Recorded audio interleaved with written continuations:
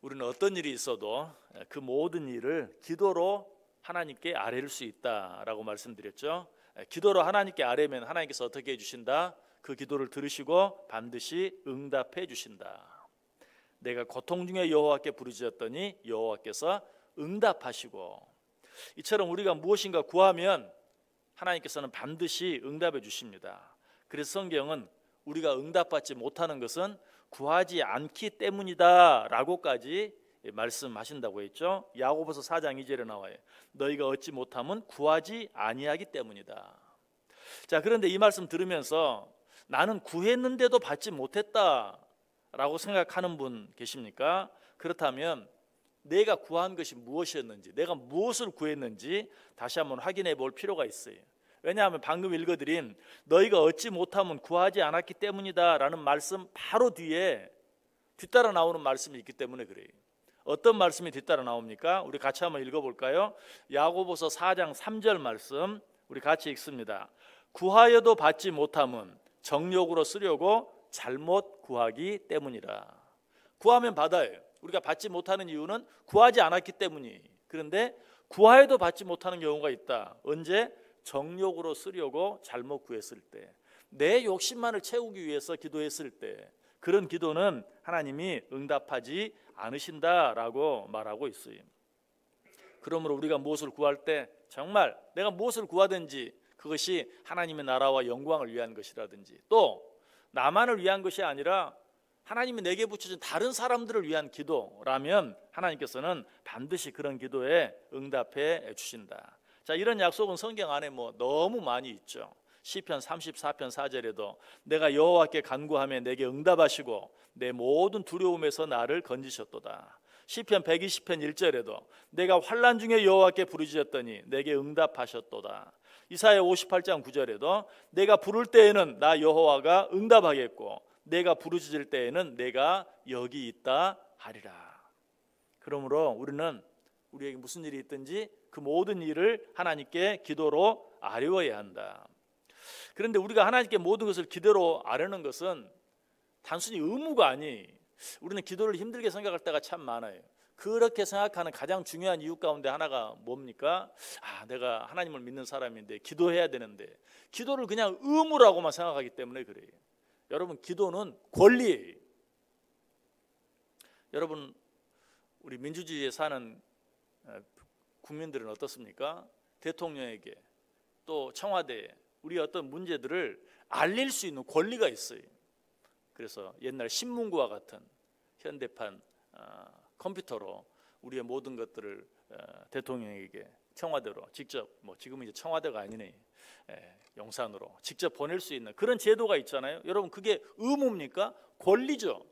기도가 그런 것이, 우리 어떤 문제가 있을 때 하나님께 아뢰일 수 있는, 고할 수 있는 권리가 우리에게 있는 것이, 아니 한 걸음 더 나아가서 기도는 의무가 아니라 권리일 뿐만 아니라 축복이, 그 자체가 축복이. 이 사실을 알 때 우리가 좀 더 자주, 좀 더 많이 우리에게 무슨 일이 있든지 하나님께 기도로 아뢰일 수가 있어요. 지난 시간에는 보험 얘기를 했는데, 우리가 살면서 어려운 일이 있을 때 우리를 가장 잘 도와주는 기관이 하나 있죠. 119.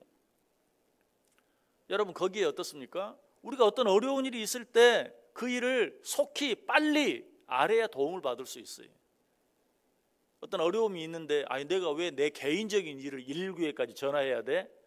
라고 하면 어때요? 도움을 받을 수 없어요. 마찬가지 우리가 때때로 하나님 앞에 그렇게 할 때가 있어요. 구할 만한 일과 그렇지 않은 일들을 나누어서 구분해서 할 때가 참 많아요. 그러나 그런 거 구분할 필요조차도 없어요. 무슨 일이든지 하나님께, 크면 큰 대로 작으면 작은 대로, 또 지극히 사소한 내 개인적인 일이라 할지라도 그런 일까지도 하나님 앞에는 얼마든지 1대1로 이야기할 수 있어요. 그런 일들을 하나님께 고하기만 하면, 119에 내가 어떤 도움을 요청하기만 하면 도움을 받을 수 있는 것처럼 우리 하나님께 기도하면 그 기도에 대한 응답을 받을 수 있다. 오늘 시인이 이런 은혜를 너무나 많이, 너무나 자주 체험했어요. 그래서 자신이 체험한 그 은혜를 오늘 본문을 통해서 우리에게 간증하고 있는 거예요. 뭐라고? 내가 고통 중에 여호와께 부르짖었더니 여호와께서 응답하시고 나를 넓은 곳에 세워주셨다. 자, 그런데 이 말씀 끝에 어떤 말씀이 있어요? 하나님이 내 기도를 들으사 응답해 주셨을 뿐만 아니라 나를 넓은 곳에 세워주셨다. 무슨 말입니까? 우리를 둘러싸고 있는 힘들고 어려운 모든 문제들 가운데서 우리를 빼내서, 우리를 번쩍 들어서 우리를 가로막거나 방해할 것이 아무것도 없는 넓은 곳에, 탁 트인 곳에 세워주셨다라고 말하고 있어요. 여기서 하나님께서 우리의 기도에 응답하셔서 우리를 넓은 곳에 세워주셨다는 말씀의 의미는 무엇일까요? 방금 말씀 그대로예요. 사방이 꽉 막힌 곳에 서 있는 것과 같이 몸을 옴짝달싹도 할 수 없는 그런 상황, 아니 숨조차도 제대로 쉴 수 없는 그런 상황, 또 그 어떤 선택의 여지도 남아있지 않은 그런 상황 속에서 우리를 건져내서 우리의 몸을 자유롭게 해주실 뿐만 아니라 우리의 마음까지도 시원하게 해주시겠다. 이런 말씀도 역시 성경에 자주 나옵니다. 시편 138편 3절에도 보면 내가 간구하는 날에 주께서 응답하시고 내 영혼에 힘을 주어 나를 강하게 하셨나이다. 또 시편 105편 3절에도 여호와를 구하는 자들은 마음이 즐거울지로다. 시편 91편 15절에도 그가 내게 간구하리니 내가 그에게 응답하리라. 그들이 환난 당할 때에 내가 그와 함께하여 그를 건지고 영화롭게 하리라. 여러분, 이 말씀들 보면서 어떤 거 느끼셨어요? 내가 너의 기도를 듣고 응답해 주겠다, 거기서 끝납니까? 아니죠. 응답해 줄 뿐만 아니라 내가 너를 강하게 해주겠다, 내가 너의 마음이 즐겁게 해주겠다, 내가 너와 함께하여 너를 영화롭게 해주겠다.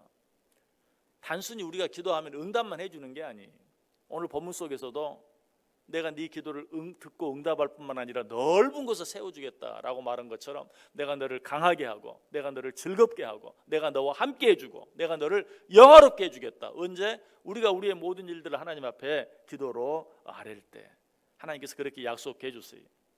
오늘 본문 말씀과 가장 비슷한 말씀 한 구절을 꼽으라고 하면 예레미야 33장 3절 말씀을 꼽을 수 있어요. 우리 같이 한번 읽어볼까요? 예레미야 33장 3절 말씀 시작. 너는 내게 부르짖으라. 내가 내게 응답하겠고 내가 알지 못하는 크고 은밀한 일을 내게 보이리라. 아멘. 너는 내게 부르짖으라. 그럼 어떻게 해준다? 내가 너에게 응답해 주겠다. 거기서 끝납니까? 아니, 응답은 기본이고 내가 알지 못하는 크고 은밀한 일을 내게 보이리라. 네가 생각지도 못했던, 나는 그저 하나님 너무 힘들어요, 이 어려운 문제 가운데서 나를 벗어나게 해주세요 라고 기도했을 때 내가 너를 네가 기도한 대로 그 가운데서 벗어나게 해줄 뿐만 아니라 네가 상상도 못하고 기대하지도 못했던 크고 은밀한 일을 너에게 보여주겠다. 여러분, 하나님의 응답은 단순히 내 문제를 해결해 주는 것이 아니에요. 내 문제를 해결해 줄 뿐만 아니라 그 문제가 변하여 축복이 되게 해주는, 그것도 내가 상상할 수 없는, 내가 도무지 기대할 수 없고 바랄 수조차 없는 그런 축복으로 바꾸어 주시는 것이 하나님께서 우리의 기도를 들으시고 응답해 주시는 방법이, 바로 이런 하나님의 뜻을 오늘 본문이 잘 이야기해 줘요. 내가 고통 중에 여호와께 부르짖었더니 여호와께서 응답하시고, 응답은 당연히 해주시고 그 다음에 어떻게 해주신다? 나를 넓은 곳에 세워주셨다. 솔로몬이 이런 하나님의 은혜를 체험했죠. 언제? 그가 하나님께서 맡기신 백성들을 다스릴 때 지혜와 지식이 필요해서 하나님 내게 지혜와 지식을 주셔서 저들을 잘 판단하게 해주옵소서, 잘 다스리게 해주옵소서. 하나님이 그 기도 들어주었습니까? 안 들어주었습니까? 들어주었어요. 그리고 뭐라고 말합니까? 네가 구한 지혜만 아니라 네가 구하지 아니한 부와 재물과 영광까지도 내가 너에게 허락해 주겠다. 이것이 바로 오늘 본문 말씀의 의미. 네가 내게 부르짖으면 내가 응답해 줄 것이고 그것뿐만 아니라 내가 너를 넓은 곳에 세워주겠다. 내 마음을 시원케 해주고 내 마음을 즐겁게 해주고 내가 너를 영화롭게 해주고 내가 너와 함께하고. 오늘 시인은 바로 이 하나님을 찬양하고 있어요. 다윗도 이런 하나님의 은혜를 경험했죠. 사울이 자기를 쫓아올 때 굴 속으로 피했어요.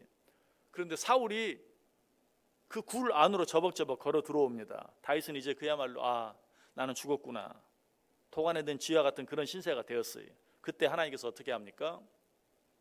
굴 입구에 거미줄을 쳐주시죠. 사울이 들어가다가 거미줄이 쳐져 있네? 그럼 뭘 말해요? 이 안에 아무도 들어가지 않았다는 말이죠.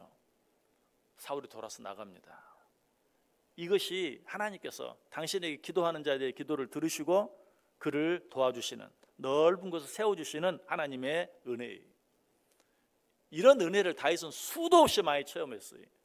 그리고 나서 그가 하나님께 드리는 찬양이 어떤 찬양입니까? 우리가 너무나 잘 아는 시편 23편의 찬양, 너무나 아름다운 찬양이죠. 우리 이 찬양도 다시 한번 오늘 하루를 시작하면서 다시 한번 같이 읽어보겠습니다. 시편 23편 1절에서 6절까지 있는 말씀 우리 같이 한번 읽어보죠. 여호와는 나의 목자시니 내게 부족함이 없으리로다. 그가 나를 푸른 풀밭에 누이시며 쉴 만한 물가로 인도하시는도다. 내 영혼을 소생시키시고 자기 이름을 위하여 의의 길로 인도하시는도다. 내가 사망의 음침한 골짜기로 다닐지라도 해를 두려워하지 않을 것은 주께서 나와 함께 하심이라. 주의 지팡이와 막대기가 나를 안위하시나이다. 주께서 내 원수의 목전에서 내게 상을 차려주시고 기름을 내 머리에 부으셨으니 내 잔이 넘치나이다. 내 평생의 선하심과 인자하심이 반드시 나를 따르리니 내가 여호와의 집에 영원히 살리로다. 아멘. 하나님께서 다윗이 어려울 때마다 다윗을 그 가운데서 지켜주셨을 뿐만 아니라 주의 지팡이와 막대기로 그를 지켜주시고 보호해 주셨을 뿐만 아니라 어떻게 해요? 원수의 목전에서 상을 차려주시고 기름을 머리에 부어주시고 그 잔이 넘치게 해주시는 그런 은혜를 항상 덧붙여 허락해 주셨어요. 오늘 본문이 바로 그런 축복을 말하는 것이, 내게 부르짖으라 내가 너에게 응답해 주겠다. 그리고 거기서 끝나지 않겠다. 내가 너를 넓은 곳에 세워주겠다. 바울 사도도 이 하나님의 은혜를 체험하고 우리에게 뭐라고 권면합니까?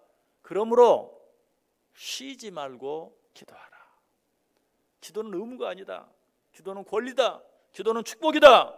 너희는 이 권리와 축복을 쉬지 말고 하나님께 아뢰라. 그리하면 하나님께서 너의 모든 기도를 들으시고 응답하실 뿐만 아니라 너를 넓은 곳에 세워줄 것이다. 말씀을 마칩니다. 여러분에게 어떤 일이 일어나고 있습니까? 어떤 문제가 있습니까? 그 일이 어떤 일이든지 그 문제가 어떤 문제든지 부르짖음으로 하나님께 모두 아뢰일 수 있기를 바랍니다. 하나님이 들으십니다. 그리고 응답해 주십니다. 뿐만 아니라 사방이 꽉꽉 막혀 있는 것과 같이 참으로 답답한 상황 가운데서 우리를 번쩍 들어 건져내 주실 뿐만 아니라 나를 사방이 환하게 트여 있는 그곳에 세워주심으로 말미암아 나를 기쁘게 해주시고 시원케 해주시고 즐겁게 해주시고 영화롭게 해주신다. 오늘도 이 하나님의 은혜를 풍성하게 경험하고 체험하고 누리며 살아갈 수 있는, 그래서 우리 입에서도 다윗이 했던 그 아름다운 찬양과 같은 그런 찬양의 노래가, 고백이, 감사가 끊이지 않고 일어날 수 있기를 주님의 이름으로 간절히 축원합니다.